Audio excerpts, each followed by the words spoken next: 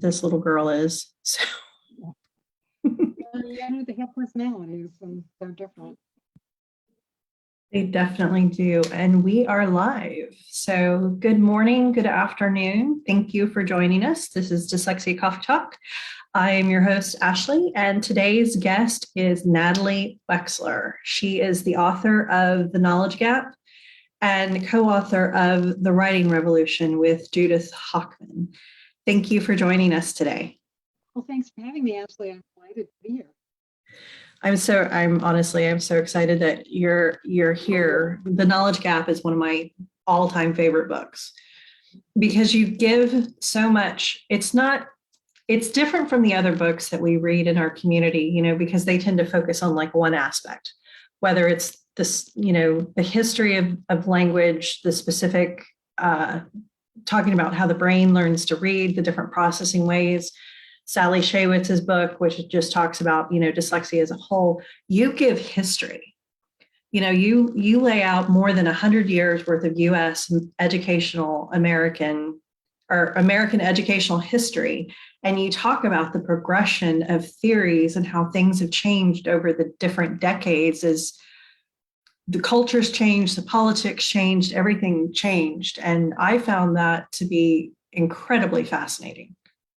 Well, I'm really glad to hear that. I mean, I do have a background as a historian, which I'm sure influenced the way I approach this, but I always want to know where things have come from. I think it's very hard to understand them if all you're seeing is what's going on today. And I remember I was asking somebody who was sort of acting as a mentor to me, and it's very important in helping me figure out what was going on today. But I said to him, so where did all this come from? And he said, where did it come from? I don't know. So, who cares? But I'm very glad to hear that some people do care, as I do. Well,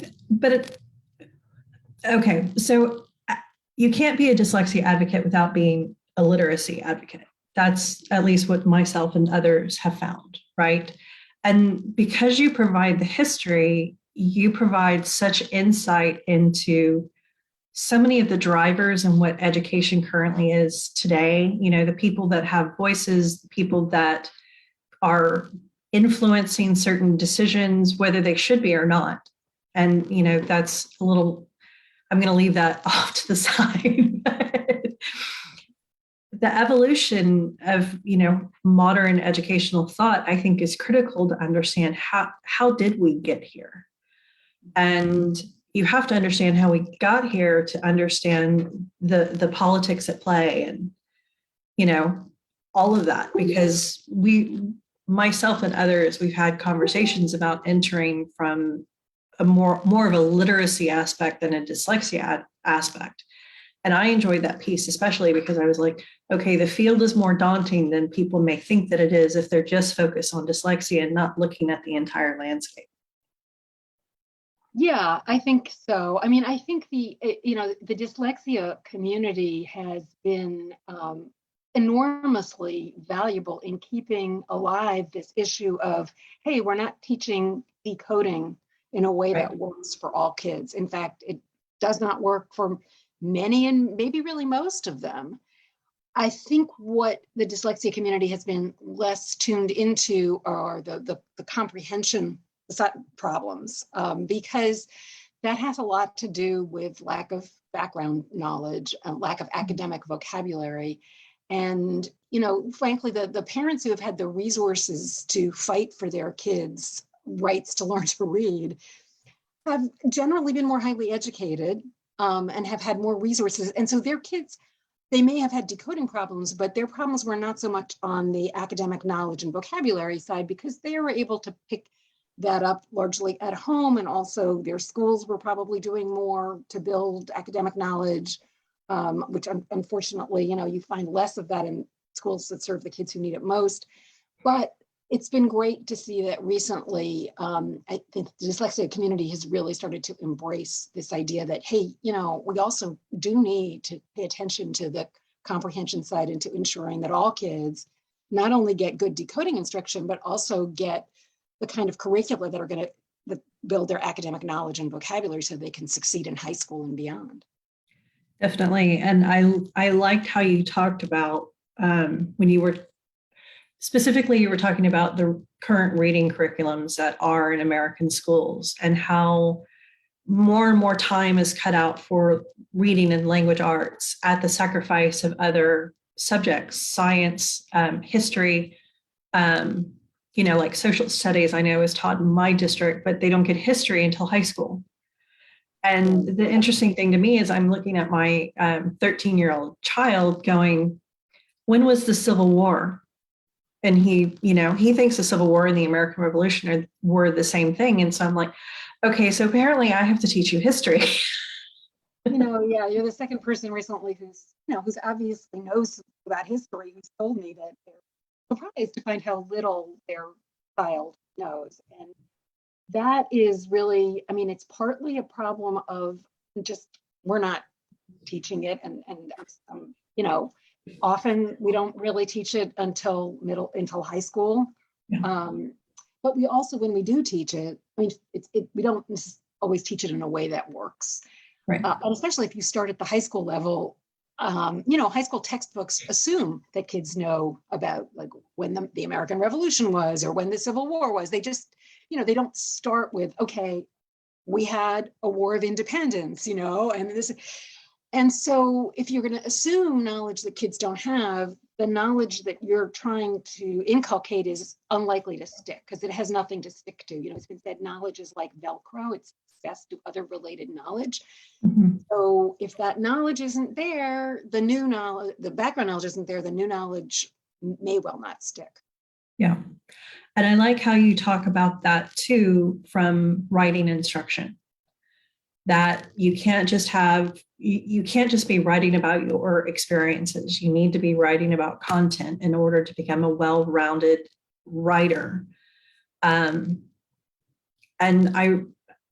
dysgraphia is a major passion of mine, and I'm trying to shed more and more light on dysgraphia as well as writing instruction and why writing instruction is so critical for our children and why we need to be doing writing instruction in conjunction with reading instruction. And I think one of my favorite quotes from your book was, writing is its own language. Yeah, I think I might have said something more like writing is like a second language. Yes. The language of writing. You're basically the same idea, but kids tend to write the way they talk.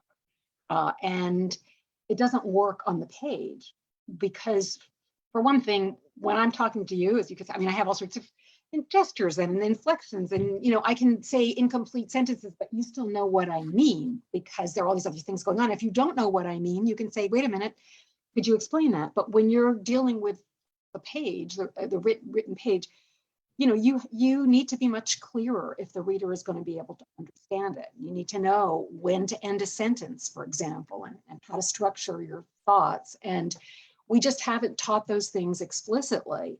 And the result is, we have a nation of really pretty lousy writers at this point. One of the things I'm sort of working on now, writing something about is, the NAEP, the National Assessment of Educational Progress, these tests that are given pretty much every couple of years in reading and math. Well, there's also supposed to be one for writing. The last time, the most recent results we have are from 2011. And the next administration of that test is not scheduled until 2030. So that's almost 20 years. It's a little more complicated than they did give it in 2017, but because of technical issues, they switched devices. They're probably not going to report those results. So it's not that writing tests tell us how to go about teaching writing, but they are kind of a barometer of the problem. Right. And it's a huge problem. Those results from 2011 show that only about a quarter of 8th and 12th graders were deemed proficient or above in writing. And that's worse than reading. It's about a third are proficient or above in reading. So, and we just act like, they'll pick it up.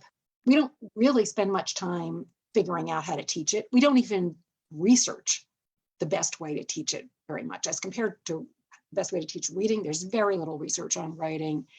And it is important, not just because it's important to be able to communicate in writing, especially email and But it is also a key to things like reading comprehension.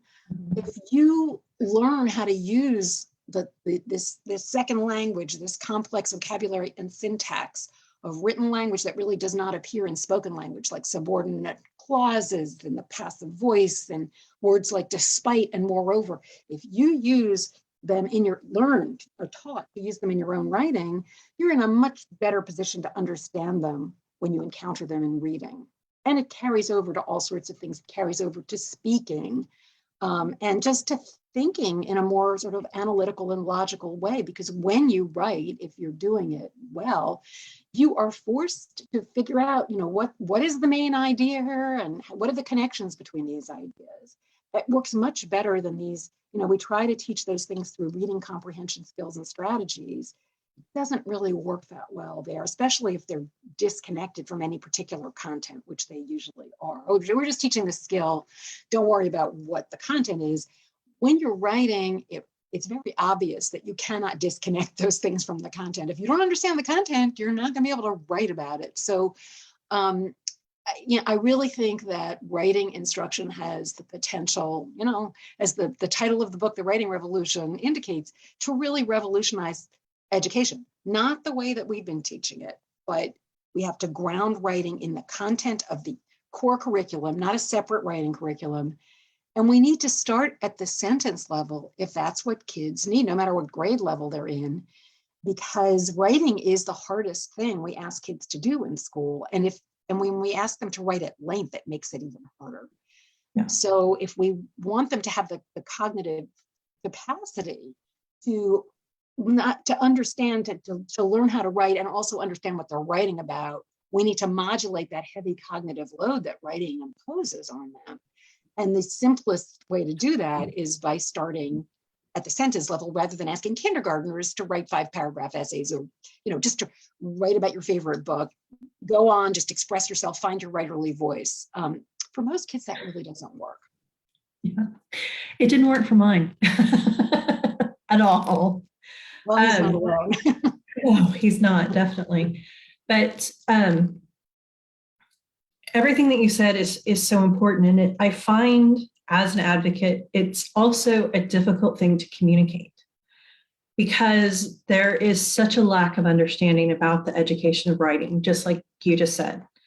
And as an advocate within the dyslexia community, one of the things that I've been troubled with as well is, since William Van Cleve's passing, I feel like there's this gap within our community of somebody who really understood the writing process to the level that he did.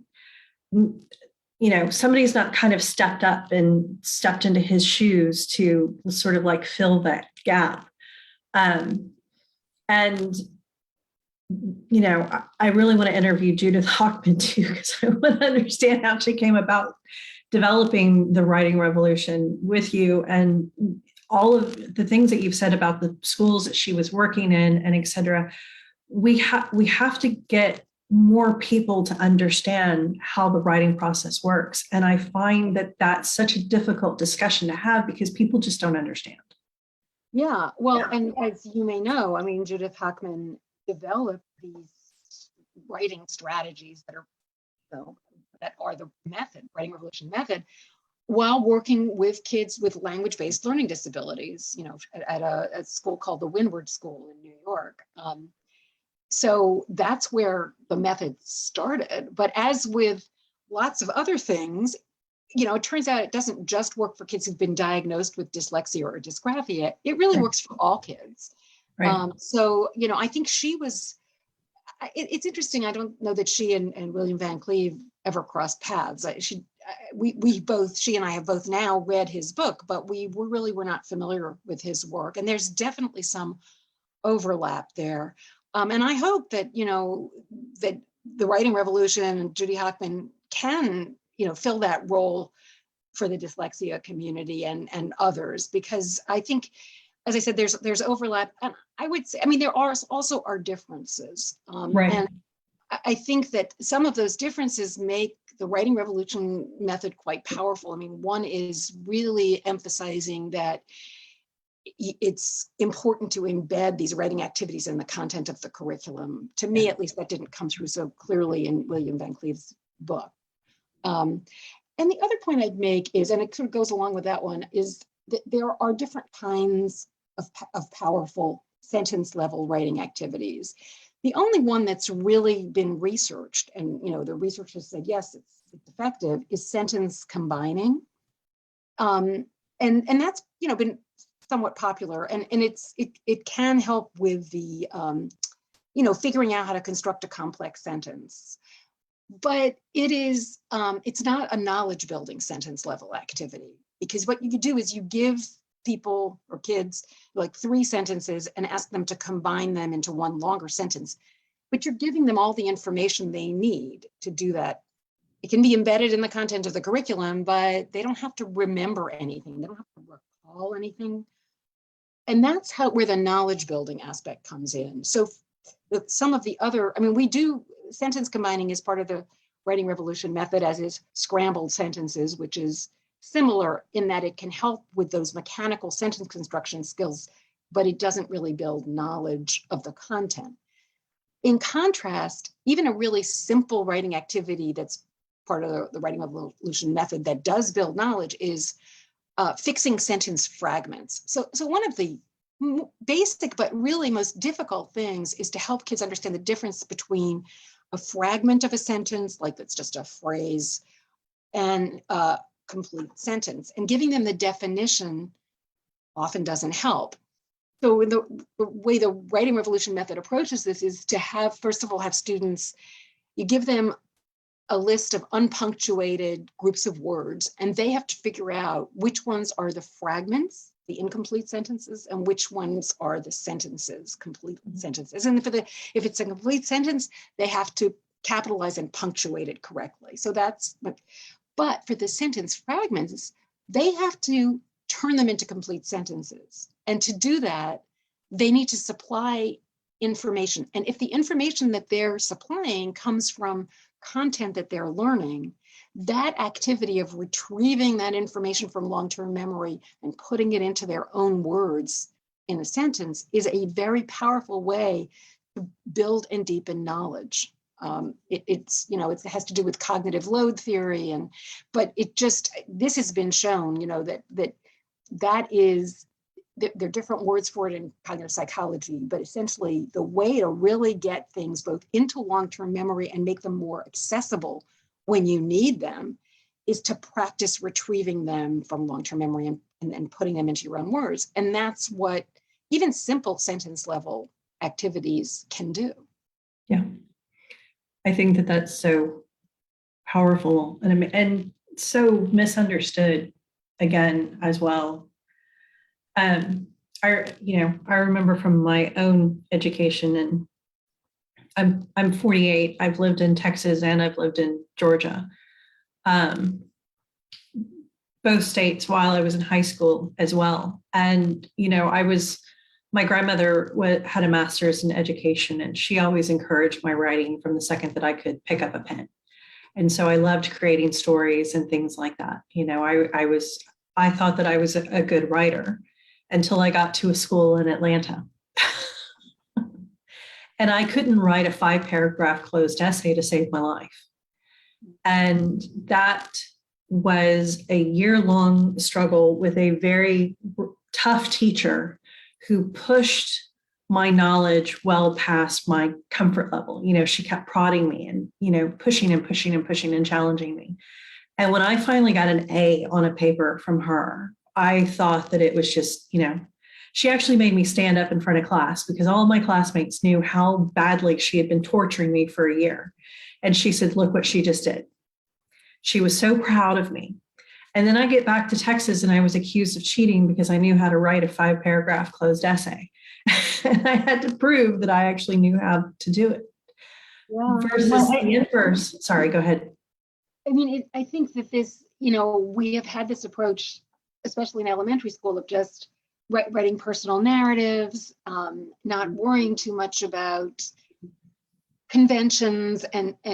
But first of all, writing personal narrative is probably the easiest form of writing. I'm not saying it's always easy. I mean, I've written personal essays and they can be really, to do it well, but you're writing about something you really know. You're writing about your own experience. So you're not juggling those other things that, you're also trying to understand while you're writing. And you're not constructing an argument usually. I mean, you're just relating your experience and your thoughts. And constructing an argument is much harder. And we really, the Common Core sort of recognized that, and it changed the requirements at the elementary level so that in addition to personal narrative or narrative, kids are also supposed to be writing persuasive or argumentative essays and also just explanatory things. And they give examples of what this should look like, but the Common Core did not tell teachers how to get kids to do this. They didn't provide them a roadmap. Right. And so, and most teachers don't learn anything about how to teach writing in their training, their pre-service training or their professional development. So what you get is, and the Common Core actually sort of has encouraged this. Asking kindergartners, one of the exemplars that in an appendix to the Common Core standards, one of the writing exemplars for the kindergarten level is a little essay about my favorite book, my favorite book, written by kindergarten. So it's saying this is what you should do. You should just ask kids to write, to express themselves, and just their own opinions about things. And that doesn't equip kids to write the kind of writing they'll be expected to do, we hope, in high school or in college, or, it's not just about high school and college. I mean, if you are disputing a charge on your credit card bill or whatever, it really helps to be able to construct an argument and communicate it in a way that is easily understandable. And we just haven't equipped people to do that. Agree. And so, again, in college, I was pushed by my professors to go beyond, to put myself out there. You're not only making an argument, but you're kind of making a hypothesis, and you're arguing your hypothesis, if you will, across various course content. And that was necessary in order to do well within the class from the written papers. But I was also a creative writing major. And so I especially love the portion of your book when you talk about the writer's workshop. And I never thought about it until your book, how you were talking about, the writer's workshop for adults. And then I was like, oh my gosh, I did 3 years of that in college because I was a creative writing major. And that was the birth of that. You're absolutely right. And that's what that is. That's never going to work to teach a child how to write. Why would anybody think that?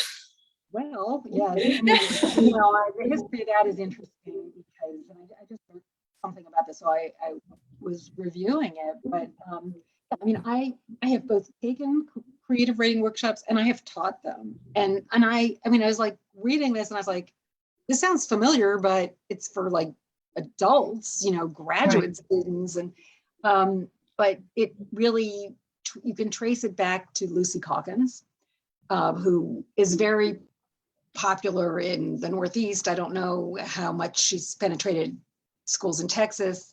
Oh, she has the whole state. Oh, does she? Well, there seems to be some reconsideration of whether, at least on the reading side, of whether her approach makes sense. But I think we also need to reconsider on the writing side whether her approach makes sense. And if you read her early books describing how she came up with this approach, she herself was an aspiring writer and had this experience of writing workshops, finding her voice. And I think with the best of intentions, she's very idealistic, as many teachers are. She wanted kids to have this experience too, and to feel that it was very important to her for them to feel that their stories mattered. And this was one reason that she said that she'd be writing about their personal experience and going into detail. And, I when I was reading this, I was like, yes, I've heard this. Like when I did like a summer writing workshop at Iowa, I heard this.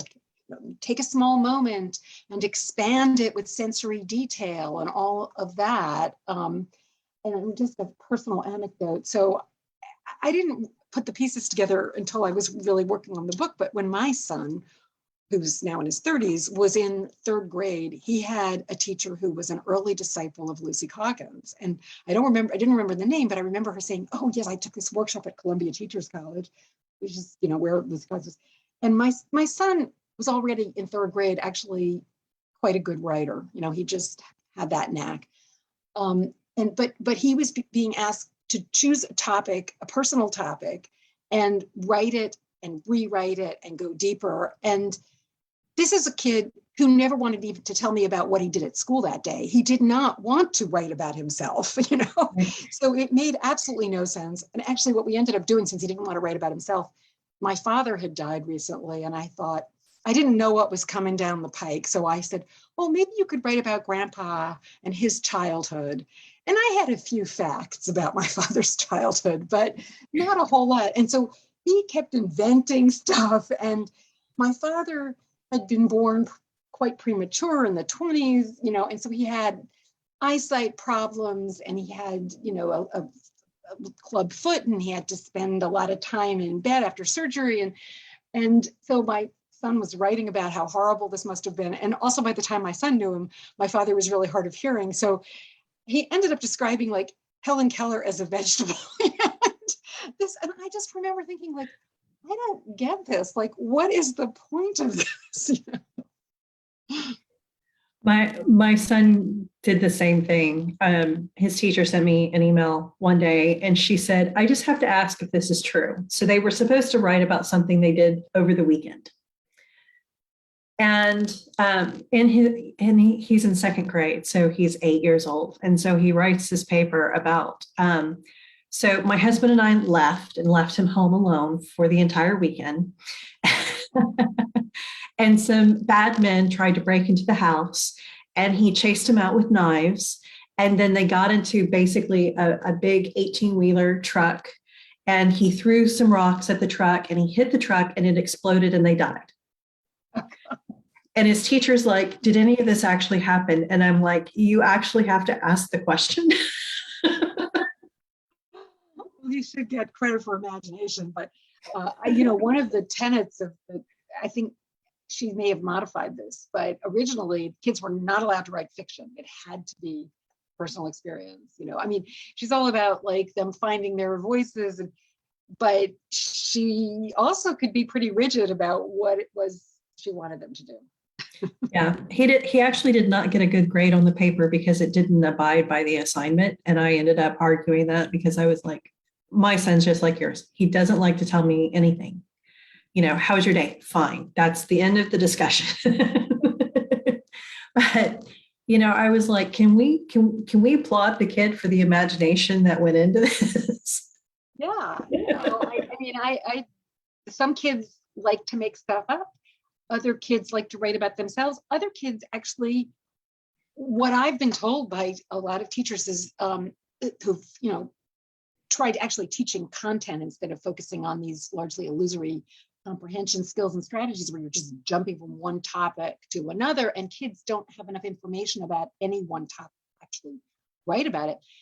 They've told me that once kids have information they want to, that they're learning in school, they want to write about it. They go from being reluctant readers and hating writing to being, they just can't wait to tell you all about what they've learned. Kids really like feeling like experts. Mm-hmm. So one of the problems with our approach to reading is that it has also kind of, made it very difficult for us to teach writing. Because, if you're not a kid who wants to make up stories or write about yourself, you may be given like, okay, this is what literally one teacher told me. Here's 3 paragraphs about insects. Okay, now you write an essay about your favorite insect, but they don't know enough about insects to write anything about what their favorite insect is. She was very skeptical of one of these content-rich curricula that are now available. But one of the things that convinced, she thought, my third graders are not going to be interested in the Vikings or ancient Rome. It's so remote from their experience. And that's what a lot of teachers assume. Yeah. But she was, one of the things that converted her was that they were very interested. They were incredibly engaged. But one of the other things that convinced her was their writing. Suddenly they were really enthusiastic about writing, and they had a lot to say. And these particular kids didn't need a whole lot of, some kids, you just given them something to say and they'll more or less figure it out. And many of these kids apparently did. So. Yes. And I love everything that you described about content-rich curriculum. Because that's something that I grew up under, from my own experiences, I definitely couldn't agree more. One of the things too, and I don't think you do talk about this in your book, is how sometimes, I don't want to use the word inappropriateness because that's not the right word, but they're switching from one aspect of writing or comprehension content to another. Like, let's talk about summary. Let's talk about, these different aspects. I remember I was attending an IEP meeting when my son was in 5th grade, and the assignment had really troubled me, and my son did not understand it at all. And so I went into the IEP meeting not happy about this assignment. And so I started asking a lot of questions. I already knew what the answers were, but, I wanted them to answer me. So they're answering my questions, and, they got to the end of their explanation. And I said, why are you teaching deconstruction in the 5th grade? That's college level content. Why are you trying to teach deconstruction to a 5th grader who you've never actually followed our state standards on how to teach writing to begin with? And you've done this to all of them.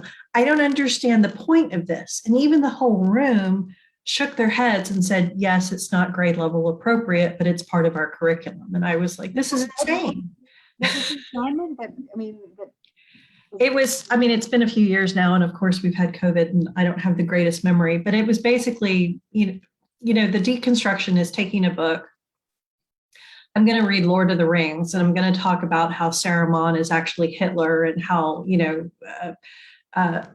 who is it? Strider is, sort of the allies going in, the leader of the allies going into battle, and how the entire Lord of the Rings series is actually a deconstruction of World War I and II. And, that's deconstruction, is what is the actual meaning behind it from an economic, from a social, from a cultural aspect. And that was basically what the assignment was, not that like extreme, of course, but that was the core of what the assignment was. And I was dumbfounded. And, they were surprised that I understood what deconstruction was. And I was like, hello, English major. Of course I know what deconstruction is.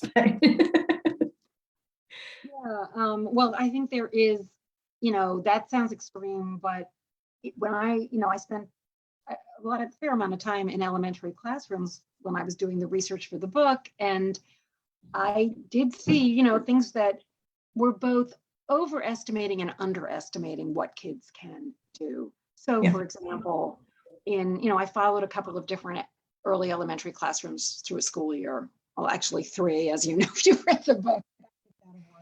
But the idea was to compare a classroom using the standard approach to teaching reading comprehension, skills and strategies. Let's practice finding the main idea. Let's practice making inferences. And another classroom that was using one of these more recently developed, content-rich knowledge-building curricula.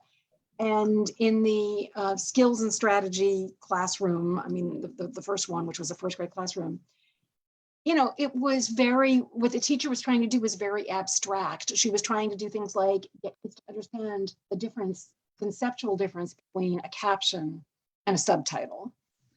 And those kids really want to know what's going on in the pictures. What is that shark eating? But she was with the best of intentions, was like, no, we're focusing on the concept of a caption. And they, it was very abstract. They weren't getting that. And they weren't getting, one day I walked in and she was saying, okay, now is fantasy a subgenre of fiction or nonfiction? And, these were 6-year-olds. The other classroom, they were thinking abstractly, but they had grist for the mill. They had information because the curriculum consisted largely of the teacher reading aloud stories about, sometimes they were not stories, but engaging narratives about all sorts of things about history and science. And so they could do things like they were learning about ancient Greece, and they'd already learned about ancient China and India and Mesopotamia. I mean, they'd been getting this curriculum since kindergarten. And so the teacher could ask something, that called for fairly abstract thinking, like, how was ancient Greek civilization different from how was it unique? Because the unique was one of the vocabulary words she was working. How was it unique as compared to other ancient civilizations we've studied? And their hands were going up. This was second grade. And most of these kids, in both of these classrooms, these kids all came from low-income families. And in this classroom, most of these kids came from non-English speaking families. And the boy she called on, I'm pretty sure, came from a family that spoke Spanish. And he said, well, ancient Greece was unique because they didn't have fertile soil, and they weren't near, they were surrounded by the ocean. And they can think in abstract terms, but you've got to give them something to go on and ask them questions that engage them, and these kids, the second graders, were incredibly engaged, way more engaged than those kids supposedly learning about the difference between a caption and a subtitle.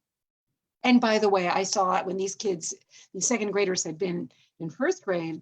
I had sat in on a class that they were in, and their wonderful teacher, who was teaching them about ancient Egypt and mummies, and she was projecting a National Geographic book about mummies, and boy, were these kids fascinated. And she said, oh, and by the way, you see this description of this photograph? That's called the caption. And then she moved on to talking about mummies because that's what they were interested in. But they can also learn about what a caption is. It doesn't have to be the focus of the lesson. Definitely. One of the things, I mean, you brought up the term already, and one of the things I definitely wanted to talk about was in your book too. I appreciated your discussion of core curriculum, and the theory behind it versus what it necessarily became, and some of the core knowledge. I'm sorry. Are you talking about core knowledge? Language? Yes. Yeah. Yes. Sorry. Everybody here calls it core curriculum. It's probably a Texas thing. I don't know.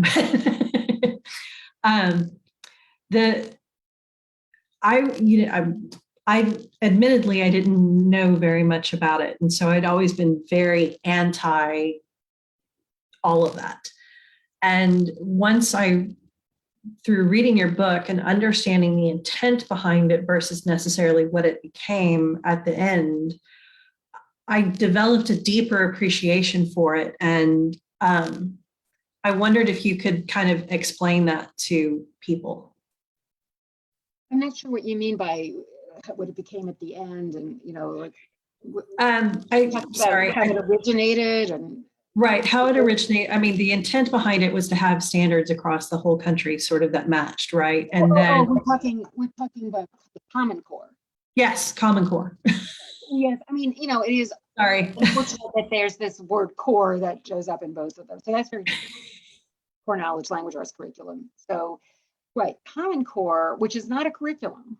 Right. I would not define it as a curriculum. And I think that is one of the most common misconceptions about it. It is, I think, probably one of the least understood education initiatives of modern times.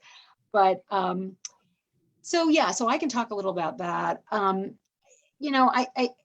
think the way it started was, it really goes back to the 80s and the beginning of the modern education reform movement. And this feeling at the beginning, it was like, well, we're not competitive against other countries. We're coming out sort of not at the top of these international tests, and we need to do something about that. And so they got the standards movement, which the idea was, well, we're going to require the states to set their own standards, especially reading and math. And then they'll come up with their own tests related to those standards. And of course, if you put the fox in charge of that hen house, so they had not such great standards, and they set their tests, proficiency standard low so that they looked good. So then we need something common. We need something that's going to be higher standards, and we need more rigorous tests attached to those standards.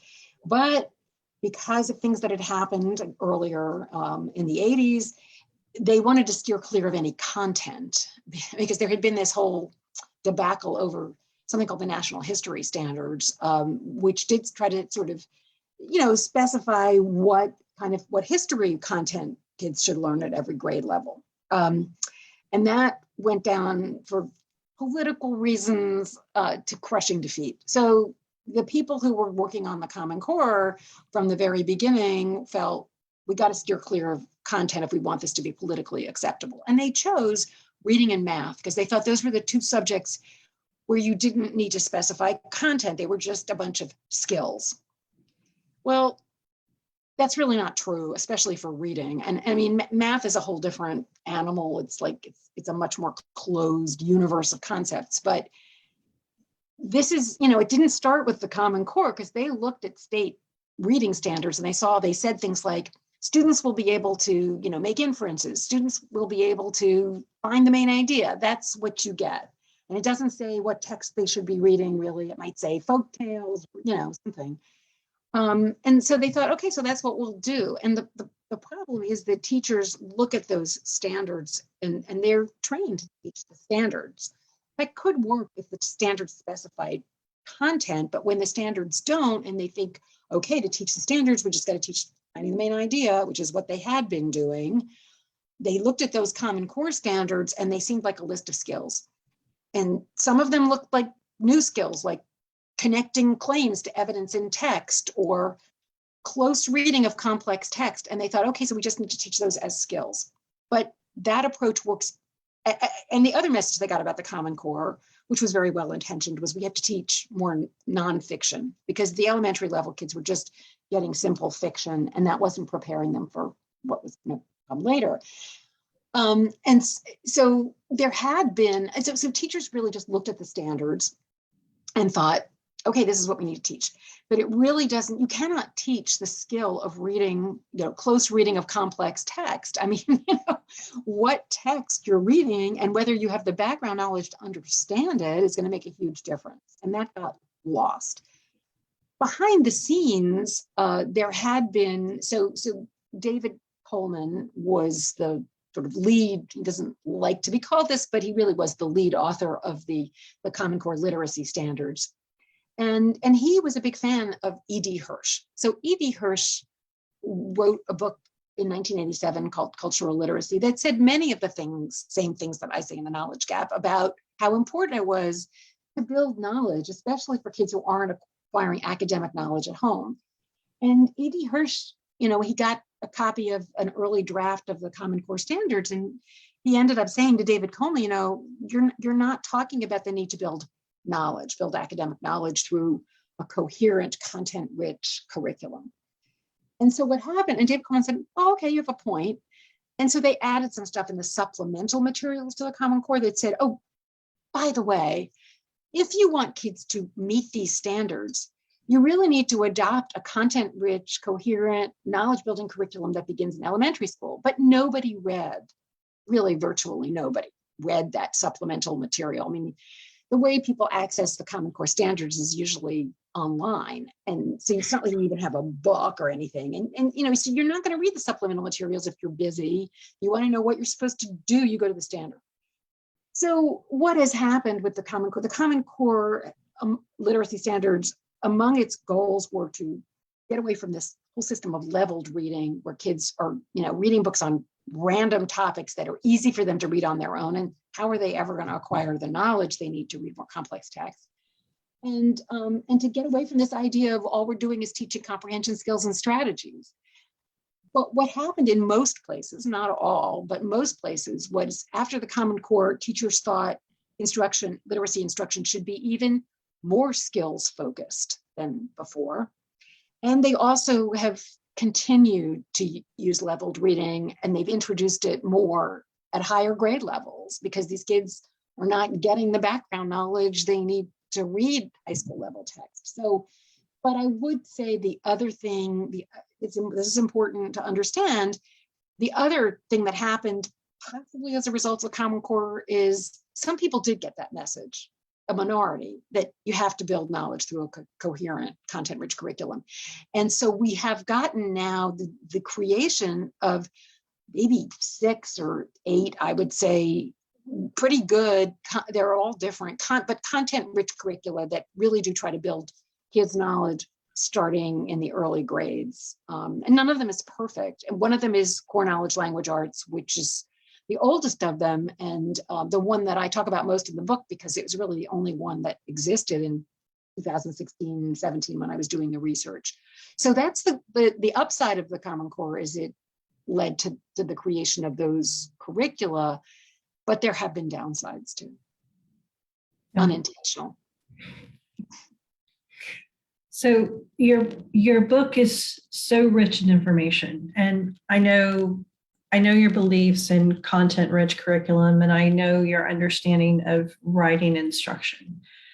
If you were to present to a group of district leaders, maybe there's a conference and there's a bunch of superintendents, and maybe they do, maybe they don't know about any of this. What would you say to try to, because our audience is parents, and these parents are speaking in front of their school boards and trying to sway the teachers that they interact with, et cetera. So what advice would you give? How would you frame, how do we change the direction that we're going in? Because the path that we're on clearly isn't the right path. How do we put ourselves on the right footing? How do we get there? Well, that's a tough question. It is. I actually have done a number of presentations to the kind of audience you're describing, but they've usually invited me. So they're sort of trying to hear it. And it's I have spoken, to audiences that were less like on board already. And that it can be more difficult, because this system that, I describe is very deeply entrenched. And a lot of people are not just, financially invested in it, but emotionally invested in it. If you have been teaching in a certain way, or, training teachers in a certain way, or supervising teachers in a certain way for years, in the sincere belief that you are helping children, and then somebody comes along and says, no, wait a minute, you've actually been holding them back. That's a very difficult message to hear. And all of us as human beings are going to raise defenses against hearing it. 100%. So it is not necessarily easy to convince skeptics. I think it is important to talk about the scientific evidence about how reading comprehension works. There is a lot of it going back a long ways now, showing, cognitive scientists, like psychologists, neuroscientists know about this.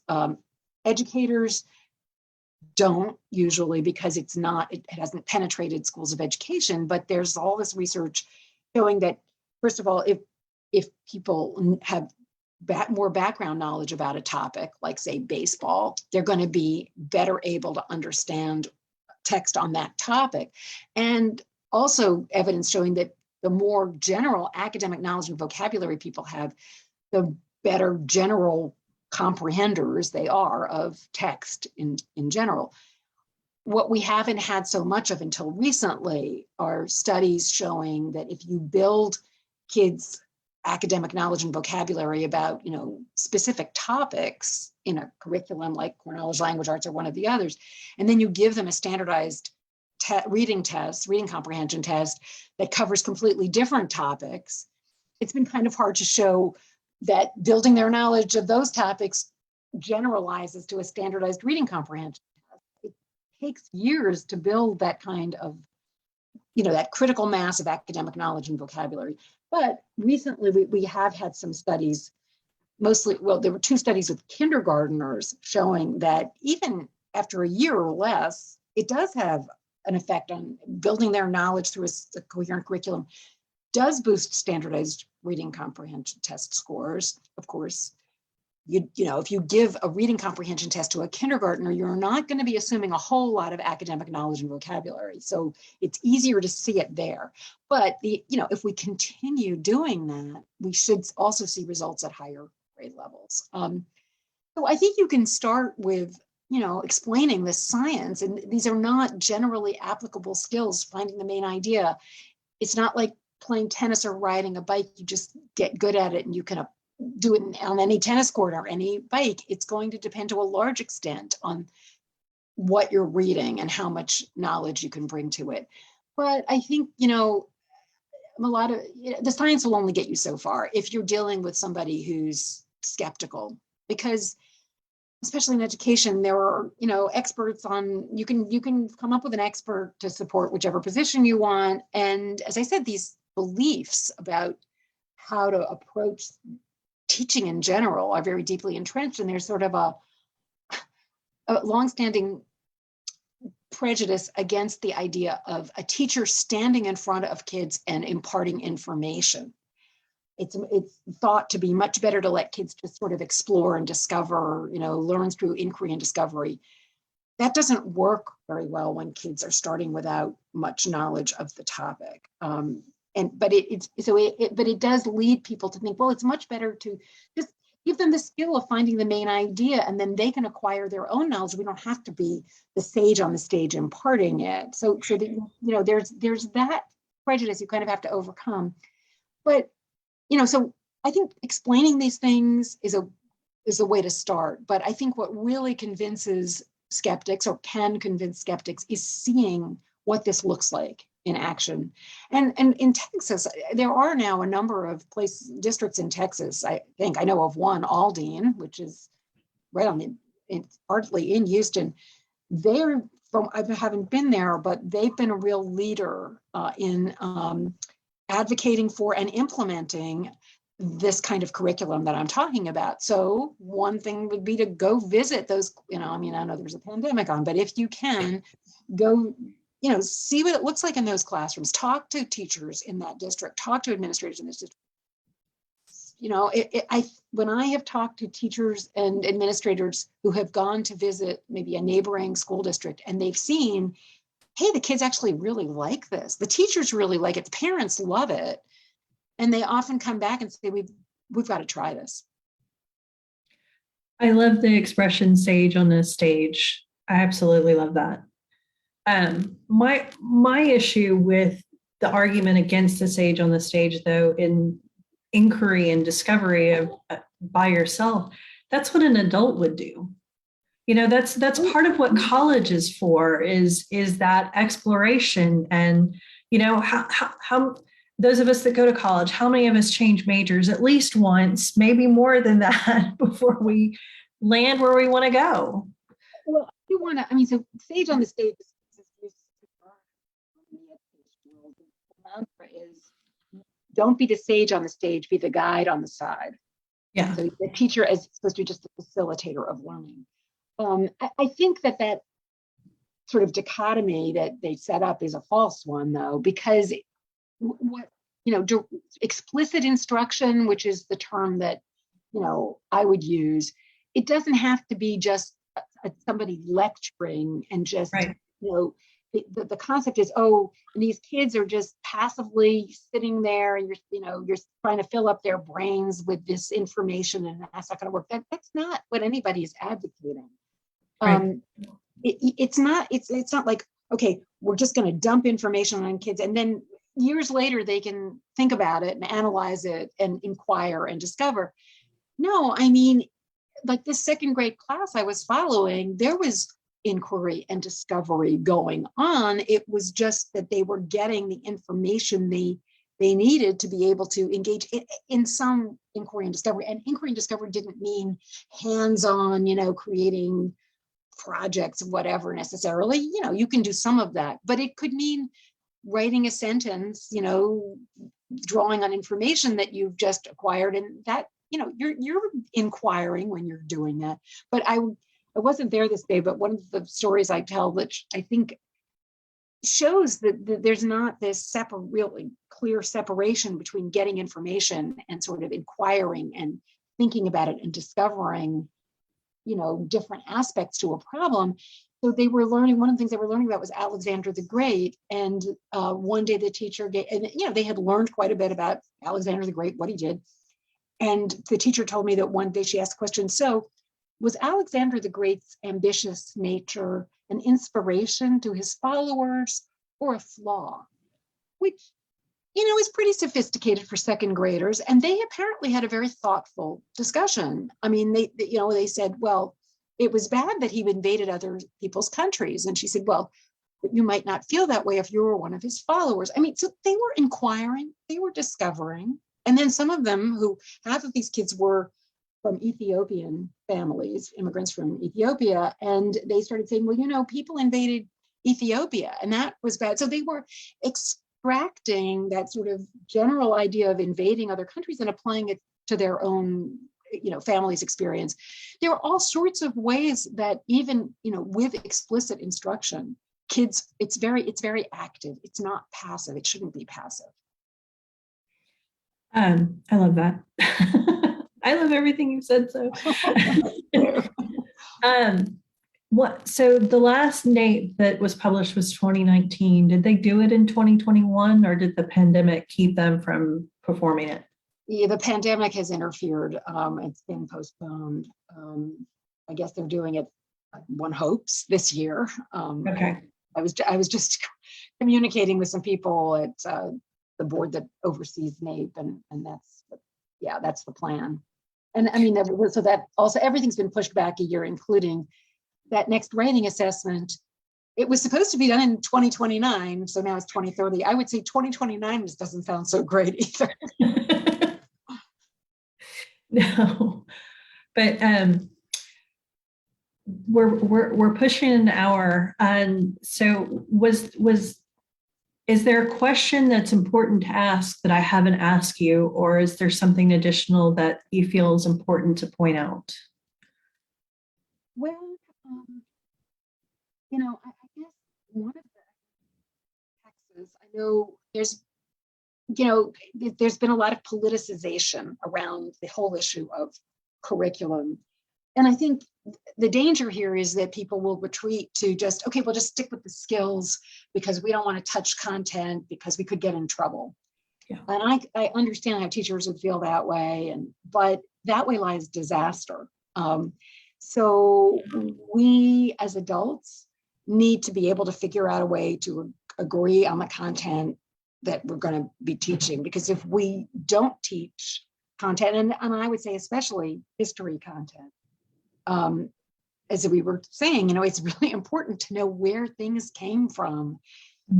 Then, we're just going to be doing kids a tremendous disservice. So we cannot let, our issues as adults interfere with the education of our kids. And, we can do it. We don't have to all agree on everything that's going to get taught, because, parents can take some responsibility for what other things they want to supplement the curriculum with. But, all kids should be learning about things like the difference between a city and a state, right? I mean, there are lots of high school students who don't know that. And the way to learn things like that is not by memorizing the difference between city and state. It's by learning about history, really, and where do cities and states come from, and you just can't get that without delving into history in some depth.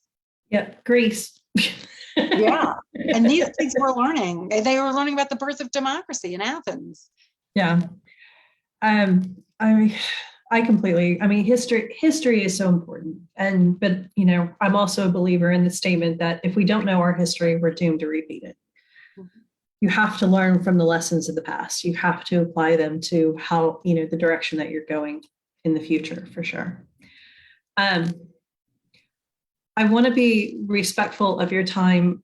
Honestly, I could spend another 6 hours talking to you. Thank you. I very much enjoyed this conversation. You asked great questions. This has been fun. Thank you so much. So I'm gonna wrap up, just because I truly could just keep going and going and going. I need to draw a line and stop. But I would love to have you back at some point and keep, there's so much that we could dive into and have deeper discussions about some of these topics as well. But thank you all for joining us, and have a wonderful day. Thanks. Bye. It's here somewhere.